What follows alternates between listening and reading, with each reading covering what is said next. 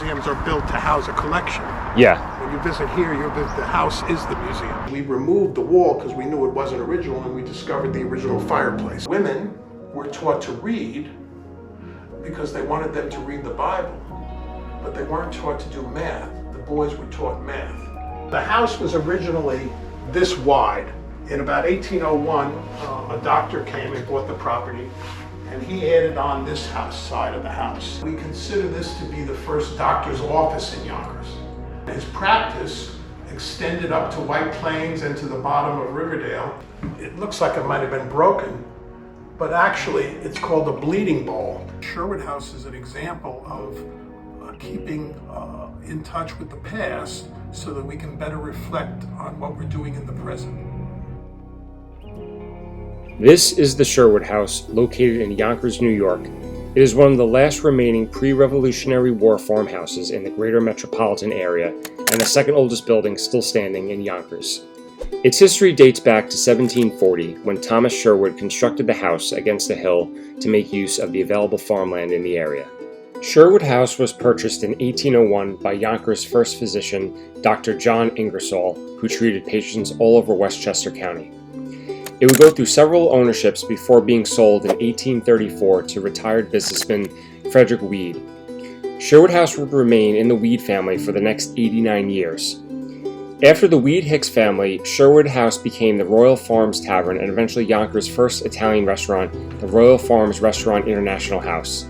Con Edison of New York acquired the property in 1954, but not long before the Yonkers Historical Society stepped in to save the historic house. As per a leasing agreement with Con Ed, Sherwood House was restored to its original condition and reopened as a museum in 1962.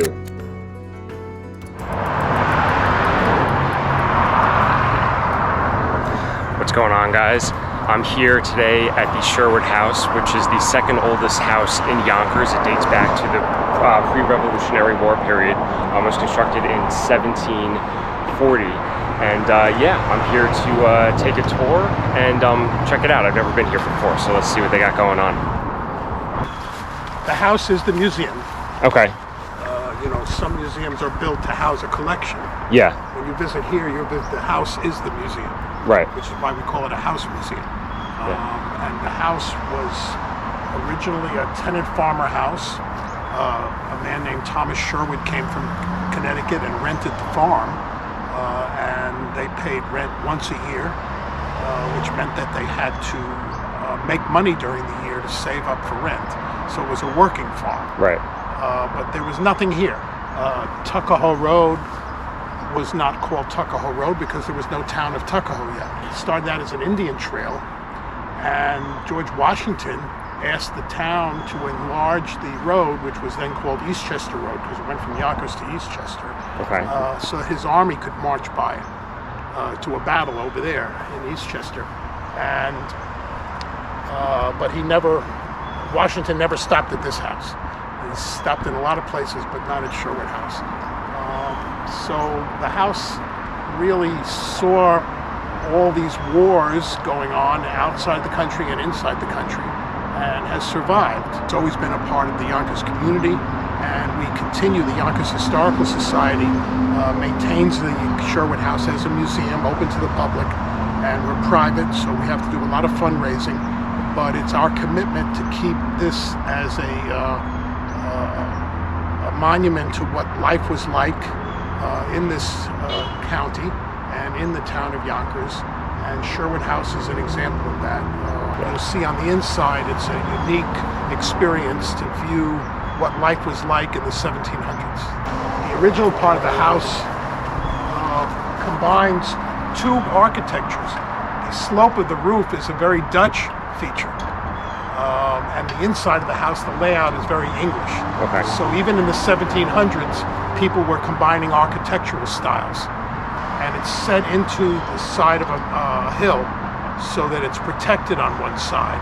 And they had to live with nature differently than we do because they didn't have the advantages of heat and things like that we had. They had to make their own.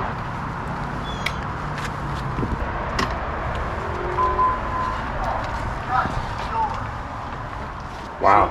I'm noting one thing I noticed immediately is just how short the ceilings are. There's not a lot of, I'm 6 foot, and it's Right. like They were just very small back then. yeah. People. People aren't that small. Yeah. But the heating is difficult. So a tall ceiling is something that's harder to heat and harder to keep cool. So having a lower ceiling was a necessity. This is the bill of sale from Stephen Sherwood when he bought the property at the auction. Yeah. When he bought his father's farm, and he bought it for £49. Okay, and what's the date on that? This would have been 1785. Wow. So it was after the war was won. Yeah. And New York State seized all the properties that belonged to people that supported the British. So imagine, and this didn't happen in other states, Right. that New York had its own vendetta against the British. Yeah. So imagine that your family had lived next door to someone for generations, and because they decided they were in favor of the British, they lost their farm. Here's an original lease that Phillips would give families. Okay. So he had them printed. Yeah. So he had a stack of them, and if you came to rent a farm, Yeah. he would put in your name and how much rent you were going to pay, and the terms of the lease were already printed. So it's almost like you went to Staples and got a form. And this one is from 1760. What's interesting is the same concerns that a landlord had today, he had then. By a certain date, you had to have anybody who was on the property that wasn't in your family off the property. He wanted no subletting. You couldn't remove certain trees and things like that from the property. That was his property. And your rent would stay the same if you paid it. So he had rent control. You could sign a lease for 3 lives so that you, your son, and your grandson could continue living on the farm.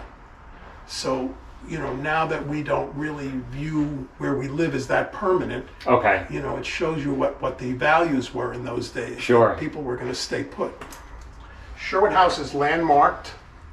It's on the National Registry of Historic Places. We are landmarked in the state and in Yonkers, which requires us to maintain the outside of the building the same way it was. It is a real testament to the fact that this house survived, about how well it was built. So the oak that you see here, these are the original oak beams. And if you look, you'll see these slash marks because they made these by hand with an axe. Everything was done by hand. Yeah. So There this goes back to 1740 then. Oh, yeah. This beam. Wow. Definitely, Yeah. definitely. So, and this kitchen was when the last ownership of this house was a restaurant. This was the kitchen for the restaurant. And when we took over the house, there was a wall here, and we removed the wall because we knew it wasn't original, and we discovered the original fireplace. Everything you see in the house has been donated by people over the years. There isn't anything really original to the house other than the house. Okay. So all the artifacts came afterwards. Right. Yeah. Are there any that are from that period? Yes. Okay. We've tried to create this room to reflect the 1700s. Here, for instance, this is a rotisserie. And it's open to the fire in the back, and there's a spit in there, and you would turn the meat by hand, and when it was finished, that's where the expression "done to a turn" comes from. Okay. So all cooking was done here, and they also had, this is a very European feature, they had a baking oven. They would build a fire in here. It's a beehive oven. The shape of the ceiling is like a beehive, if you look in there. Oh, look at that. And it keeps the heat. When they would build a fire in there, and when the fire died down, they would take out all the ashes, and the rocks would hold the heat, and they would bake the bread or puddings. Yeah. And it wasn't the kind of oven we have today. It wasn't like you can control the temperature. And frequently, in this kind of oven, the top half of the bread, like a muffin, is really the good part. And the bottom might be a little bit soggy. In Europe, many generations ago, they used to cut the bread this way, and the wealthy people would get the top of the bread. And that's where the term upper crust comes from. Oh, okay. Wow. Look at these old pewter plates. Yeah. Well, and in Forks, yeah. a lot of farming families, the only person who would have a plate at the table would be the father. Right. And the rest of the family would eat out of one bowl called a trencher. So this bowl is probably from the 1700s. And people would sit around the table and eat out of one bowl, right. That they didn't have dishes, depending on the wealth of the family. So it'd be like a true family style type. Oh yeah. Yeah, setup, Yeah. In the barn, you would probably have something like this called a punch lamp. You know, the metalwork. You can probably still get these at Home Goods, but what we found out was that every family had its own pattern.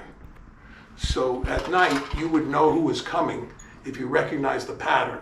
And if you didn't recognize the pattern, you might not open the door so quickly. Mm-hmm. So people had the same kind of concerns we have of security. They just had a different level of technology to protect themselves. Mm-hmm. And you'll see that in different places in the house, the way things were built. Women worked in the house, the men worked out of the house, the boys were taught to do farming. Mm-hmm. If you grew up in a farming family, it was the expectation that you would become a farmer, mm-hmm. or you would be a farmer's wife. The only exception to that is you might have been sent to be an apprentice somewhere and you might learn a trade. But people were very comfortable. There wasn't any identity crisis going on. They pretty much knew what their future would be. Right. They didn't have to figure it out. So was life kind of simple back then? Life was simpler, out of necessity. Right. And everybody had a role, and it was an important role. Women were taught to read because they wanted them to read the Bible, but they weren't taught to do math. The boys were taught math. So they could handle the affairs of the family. Why was that? Just because of the roles being predetermined? The roles were very determined. This, after you baked your bread, depending on how many people you had, you put the bread in here, and you could pick the thickness of the slice that you wanted, depending on how many people you had to serve. Oh, no way. These are called Dutch doors. Yeah. And these are original to the house. And the purpose of a Dutch door was that you could keep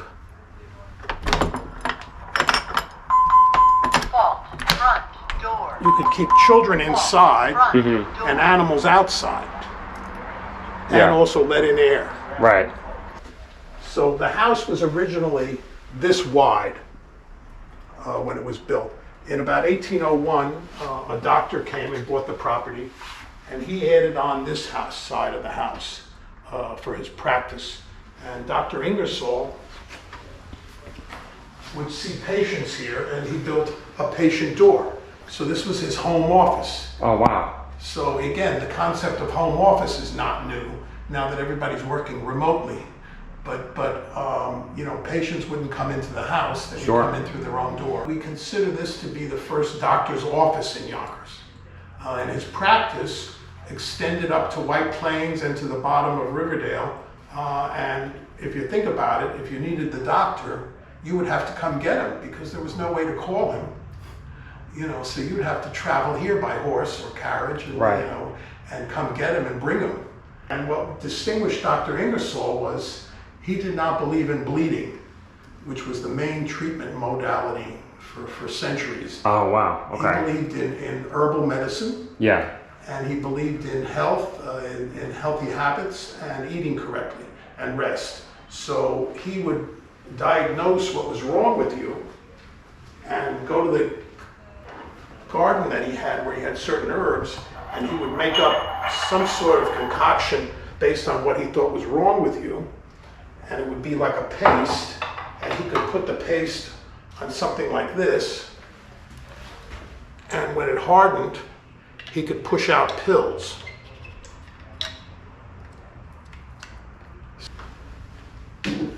Here's a bowl they would use, and it looks like it might have been broken, but actually it's called a bleeding bowl. If he was working on your face or taking out a tooth to catch the blood, they would put it around your neck. Oh, okay. So the dentist still has similar things. Yeah. So it's called a bleeding bowl. it's just amazing like how primitive a lot of this stuff seems, compared to today's Right, but equipment and stuff. But practical too. We're still using pills. Right. Here's the way that they're made. Yeah. Here's an example of what the different herbs and flowers would be used for either health, for beauty, or cooking. So the same thing, depending on the preparation, could have been used for a health. It could have been used as a skin beauty treatment, or it could have been used as food flavoring. Mm. Rose, you would use the oil for perfume. Parsley was a garnish or flavoring. Right, still used today. Yeah. Still used today. Yeah. But something called feverfew, which is a chrysanthemum type of thing, was for colic, infusion to relieve serious nervous pain, earache, and rheumatism. So arthritis, yeah. Yeah. They didn't have aspirin. So a lot of people drank. And one of the big things that they drank was apple cider. One, because you couldn't necessarily trust the water in your area because of all the animal pollution and things like that that were around the wells. Mm-hmm. So they would drink cider and hard cider. And frequently, because they were in pain, they had pains, there was no painkillers, they would drink. So Dr. Ingersoll suffered from too much drinking and died at an early age. Yeah. Despite the fact that he was the doctor. But here's a display of kinds of things that might have been used over the years. It's actually a hacksaw, but it was used for surgery. Removing limbs. And in the Civil War, where they had a lot of casualties like that, they didn't have the best doctors, and when someone realized, they realized that someone was going to have their leg cut off, they said, and they didn't particularly weren't esteemed about the doctors, they called it Dr. Hack is coming, hacksaw.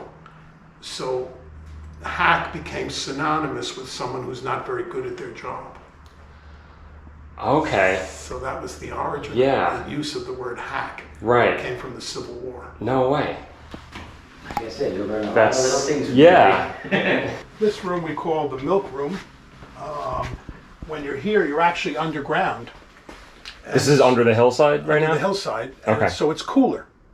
So I feel that just from going through the doctor's room to here, there's a noticeable temperature shift. Correct. Yeah. So they would store root vegetables here and things like that in the summer. If you dug a hole and deep enough and covered it with straw and grass and whatever, you could keep ice through maybe the middle of August. And ice was a big industry on the Hudson River. We think that he might have paid part of his rent by supplying ice to the manor house over on the other side of Yonkers. Mm-hmm. And here's an example. Here's a saw, which,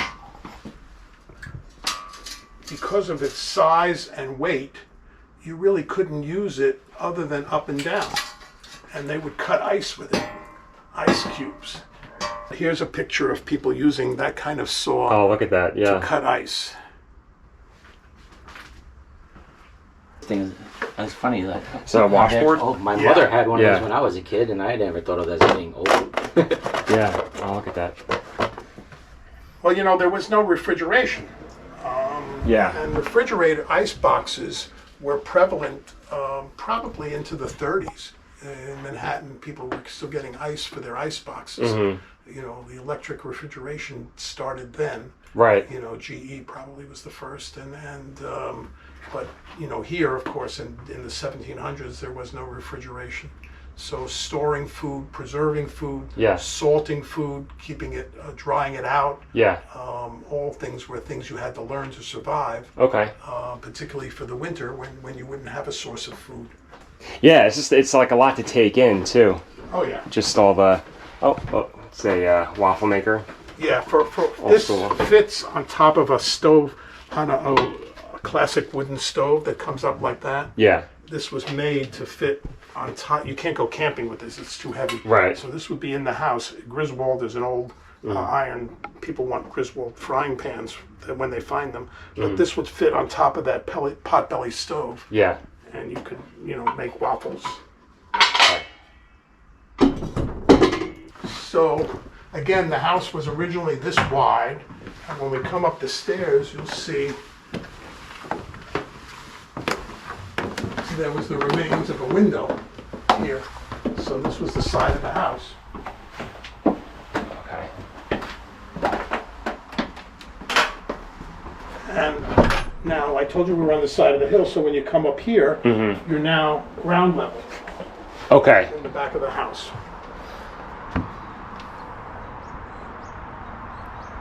Oh, look at that. So this is like the second floor. Right, and probably the facilities, the outhouse would have been out here. So this is the parlor floor. We've set this room up as a bedroom. And the date of this bedroom is about 1835. And this is an original bed called a sleep tight bed. And you know the expression sleep tight? Yeah. Well, that's where it came from. Okay. And the reason it was called a sleep tight bed was there was a crank. We don't have the crank, but there's a place here for a crank. And there was no mattress. It was canvas. So canvas can get loose, and you could tighten it by turning the crank, would turn this bedpost and tighten the ropes. And then tighten the... So it's the original number bed. You know, you could tighten it to whatever tightness you wanted. Right. So that would make it like firm or soft or... Right. Oh, okay. But it would loosen up over time, canvas, so they would have to retighten it. And Yonkers was the center of carpet making in the world, actually, for a period of time. There's some historic buildings, the carpet mill buildings, reds on the looms. And this one is from, so you can see that they were substantial and they stayed in good condition.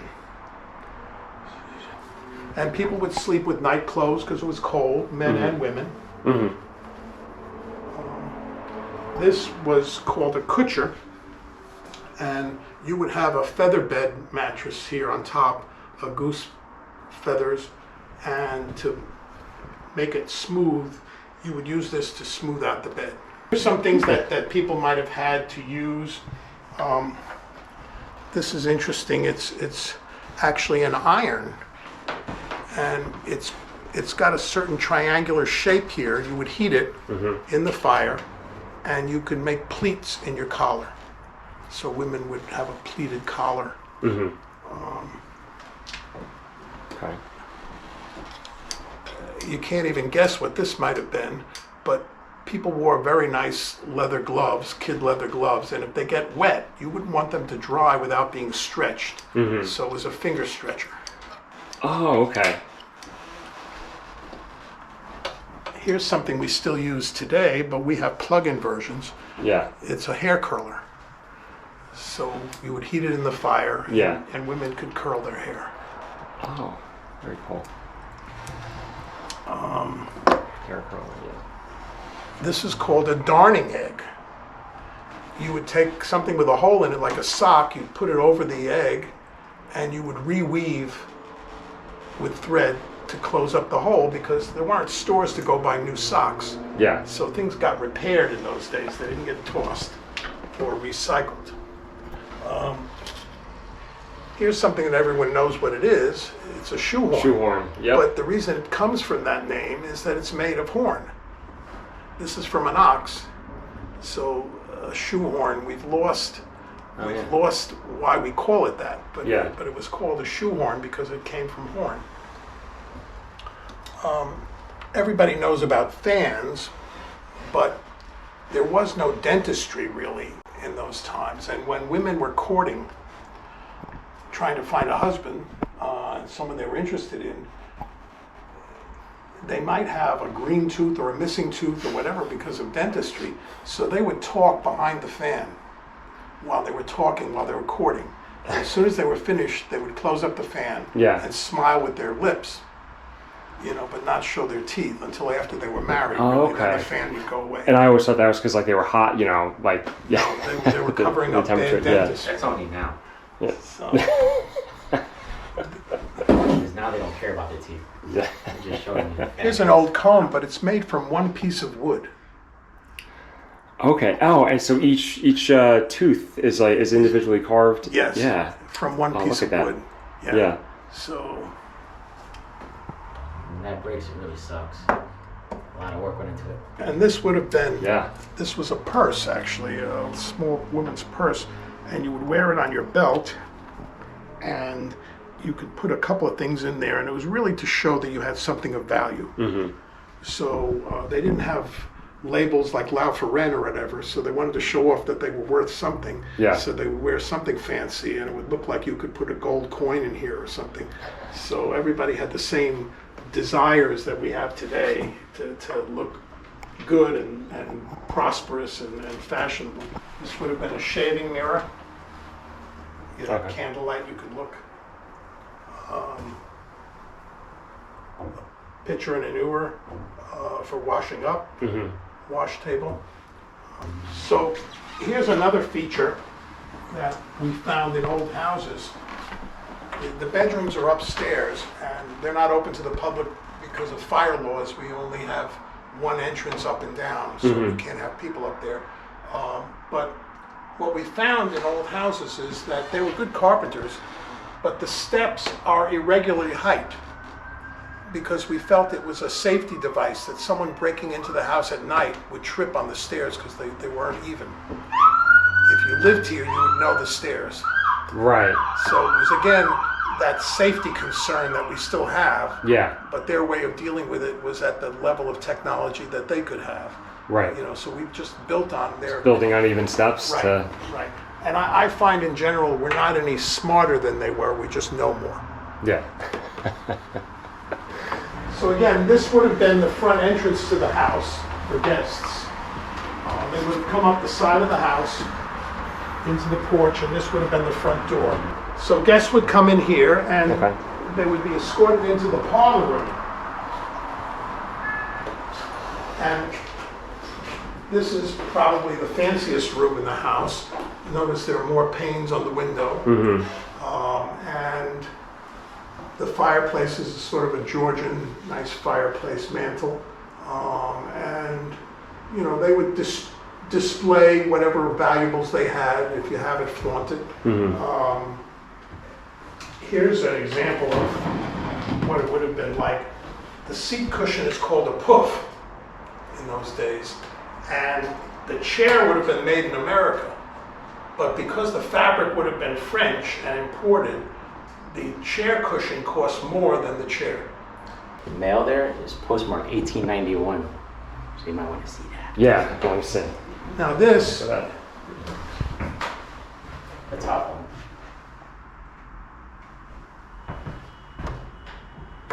Yeah. Look at that. 1891.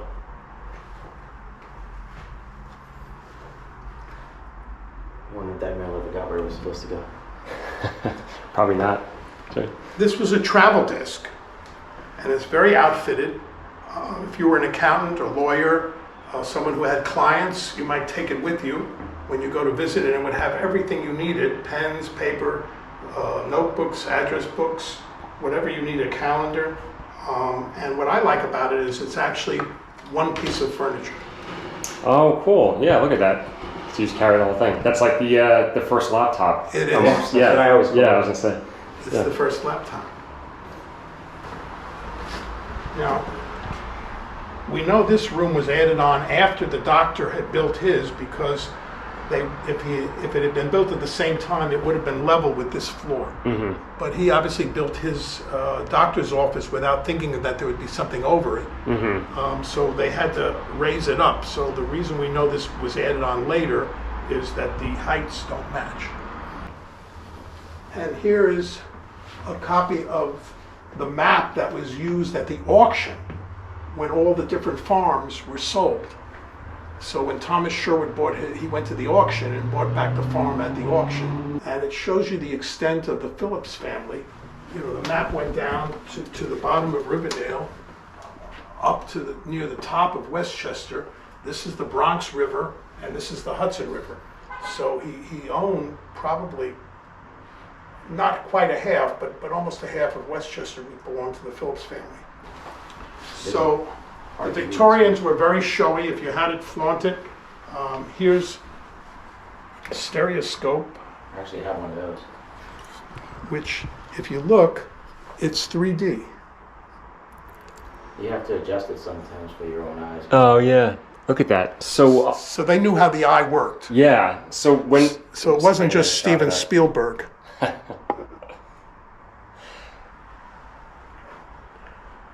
That was just one of the ways they would entertain themselves. right. What year does this go back to? That device? 1800s or no? yeah. Well, Before that. oh, probably okay. Yeah. Well, I would it say, has to I be would say, 1800s because of photography. Here's the I was gonna say yeah. yeah, That was what, 1839 when it was. yeah, something like that, It yeah. goes back to the 1800s. Now, when I started volunteering here, nobody knew anything about this clock. And so I called up my friend Stanley, who is a clockmaker. He fixes antique clocks. Mhm. And he said, well, is there a name on the clock? I said, yes, Silas Hoadley. He said, well, that's the man who made the clock. So I Googled Silas Hoadley. And it turns out he was a clockmaker, and he was in business for 60 years. And he was worked with Seth Thomas in the beginning, and then went on his own.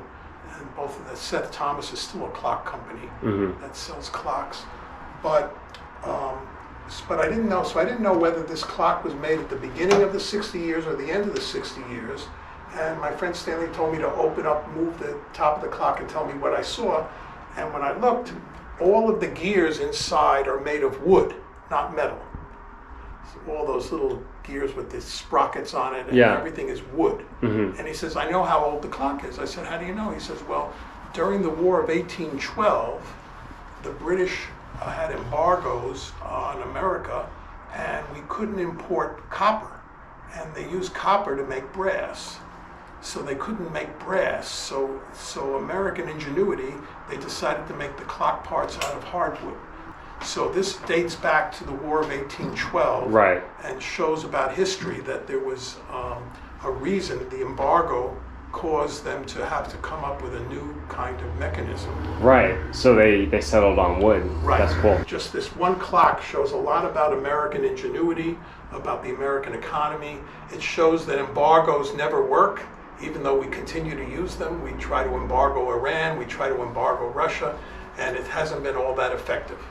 So it didn't work when they embargoed us. Now we're faced with, do we continue to have everything imported, or should we be making stuff ourselves? I mean, therein lies the question. Yeah. So it still hasn't gone away. So again, Yeah. nothing is very new.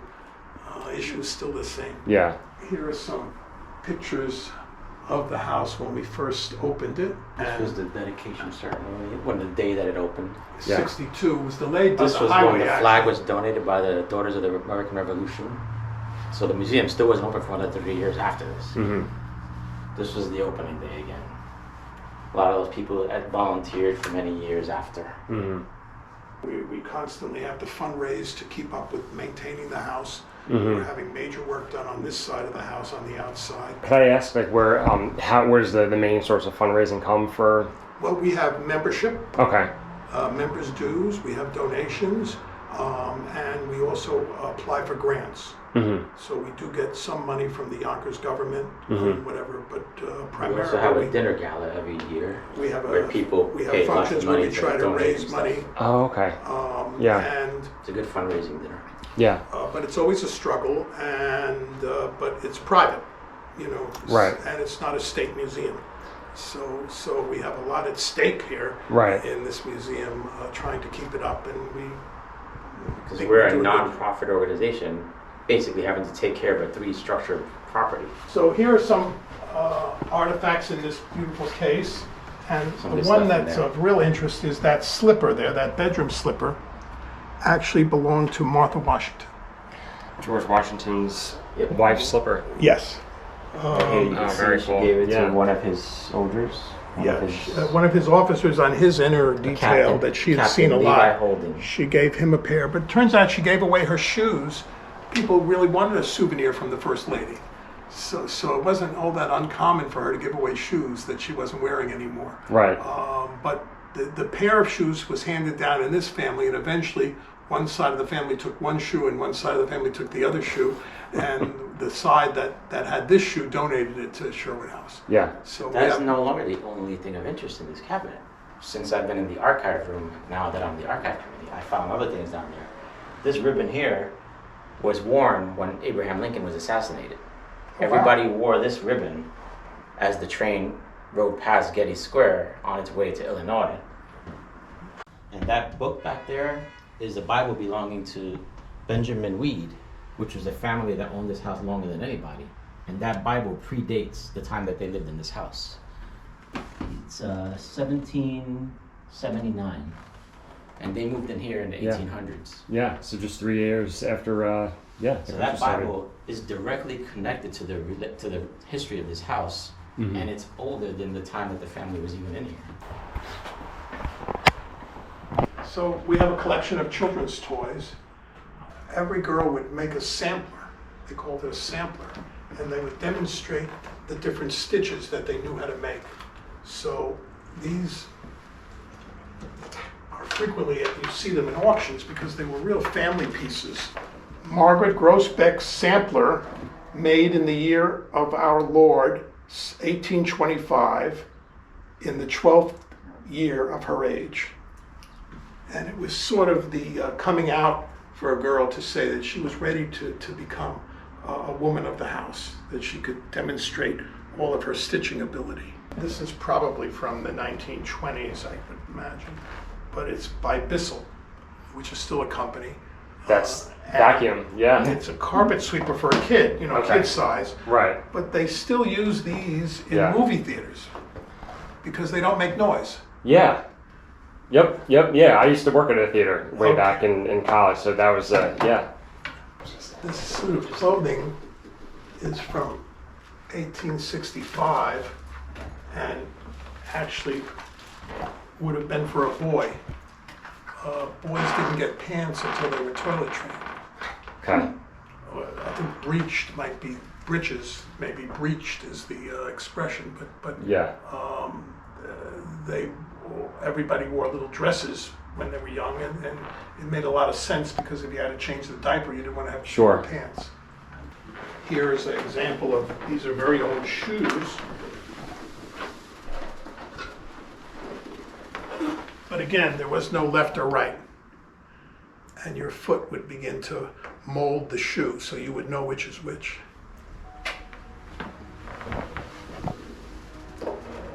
Maybe one last thing to end on is, why having a house like this, with such history that goes back so far, pre-Revolutionary War, why is it important, to have something like this to preserve?